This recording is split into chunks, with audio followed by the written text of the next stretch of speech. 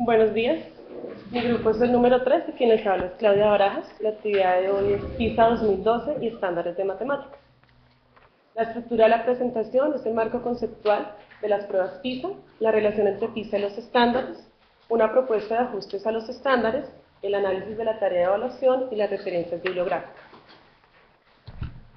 Para el marco conceptual de PISA, PISA define la alfabetización matemática como la capacidad del individuo para formular, emplear e interpretar las matemáticas en diferentes contextos, involucrando razonamiento matemático, eh, la utilización de procedimientos, conceptos, datos y herramientas para predecir y describir fenómenos.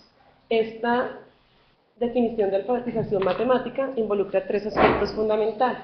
Por un lado tenemos los contextos, que son el aspecto del mundo en donde se sitúan los problemas. Para relacionar esos contextos con las matemáticas es necesario activar unos procesos y unas capacidades, y el contenido matemático está estructurado en base a la diferente gama de fenómenos en donde se involucran los problemas. Estos contenidos matemáticos sirven de herramienta matemática para abordar el problema. Los contextos se clasifican de acuerdo a las áreas donde surgen, donde se presentan en personal, profesional, social y científico. Los contenidos están estructurados de tal forma que abarquen toda la disciplina de la matemática. Estos son espacio y forma, cambio y relaciones, cantidad e incertidumbre. Los procesos que involucran la alfabetización matemática son tres: formular, emplear e interpretar. Estos, a su vez, están sustentados por 7 capacidades fundamentales, que son representación, comunicación, diseño de estrategias, utilización de herramientas, razonamientos y argumentaciones, matematización y utilización de operaciones y lenguaje simbólico, formal y técnico. De esta forma queda resumida las relaciones que acabé de describir en este mapa conceptual. Bueno, en cuanto a la relación entre PISA y los estándares, encontramos en una primera parte que ambos documentos abordan los fines desde las 4 dimensiones del currículo. La diferencia es que en los estándares están descritos con mayor extensión y profundidad, dado que allá hay un apartado para ese fin. En PISA están descritos en forma concreta cuando se habla de la definición de alfabetización matemática. En cuanto a los contextos, hay una diferencia entre los enfoques. En PISA se relacionan con el aspecto del mundo en el que se sitúan los problemas, mientras que en los estándares se menciona que son los ámbitos en los que se construye sentido para las actividades. Los contenidos matemáticos, aunque guardan alguna relación, se diferencian en cuanto a la estructura que se presenta. En PISA la estructura está basada en los fenómenos matemáticos que involucran los problemas, mientras que en los estándares la estructura está basada en pensamientos matemáticos relacionados con las áreas tradicionales del currículo. Las competencias matemáticas en ambos documentos hacen referencia a los procesos matemáticos fundamentales. Sin embargo, los términos y los énfasis son diferentes. En PISA hablamos del término alfabetización matemática, que implica 3 procesos y 7 capacidades matemáticas fundamentales. Mientras que en los estándares se habla del término ser matemáticamente competente, implica 5 procesos generales. Observamos que esos 5 procesos generales de los que hablan los estándares se relacionan con las capacidades matemáticas fundamentales. Hay 2 procesos que se relacionan directamente y coinciden en el nombre, que son comunicación y razonamiento, y hay uno que se puede inferir que se relaciona hacia lo mismo o se enfoca hacia lo mismo, que es modelación en los estándares con matematización en PISA. Uno de los significados que más difieren o que hay mayor diferencia es en el uso de herramientas matemáticas. Para PISA, el uso de herramientas matemáticas es una de las 7 capacidades fundamentales que contribuyen a la alfabetización matemática, mientras que en los estándares se presenta como una herramienta o un recurso que contribuye al aprendizaje significativo y comprensivo.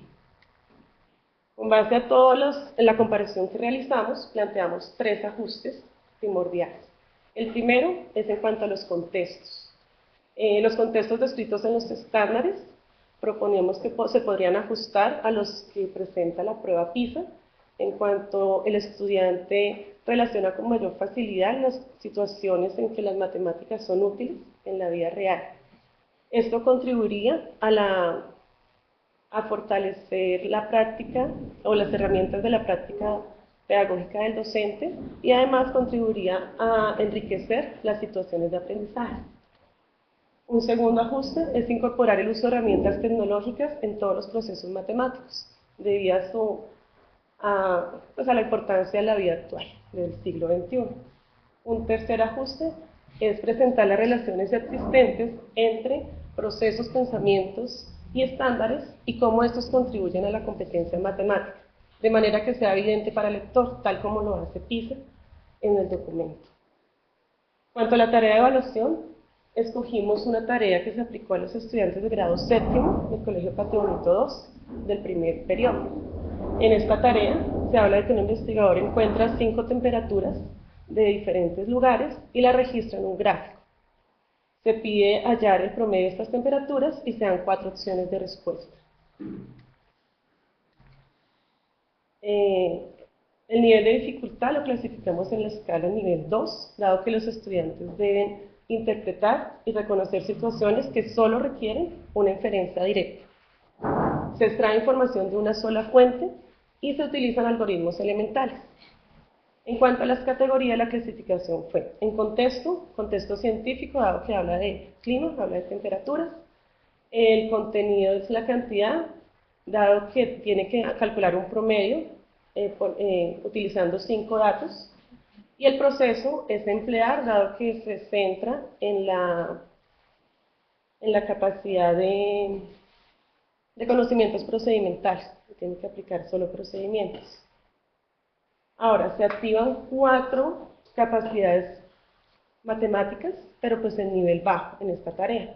Hablamos de la comunicación, es nivel bajo, ya que el texto es muy simple, la pregunta es muy clara de lo que debe hacer. La capacidad de representación implica leer las temperaturas directamente del gráfico, relacionando las dos variables, lugar y temperatura. El diseño de estrategias, el estudiante simplemente debe utilizar las temperaturas, relacionar el concepto de promedio con su fórmula y dar solución al problema. La utilización de operaciones, es necesario utilizar la fórmula del promedio, tener dominio de las operaciones con los números enteros y realizar el cálculo correspondiente. Entonces, estas capacidades son el nivel bajo.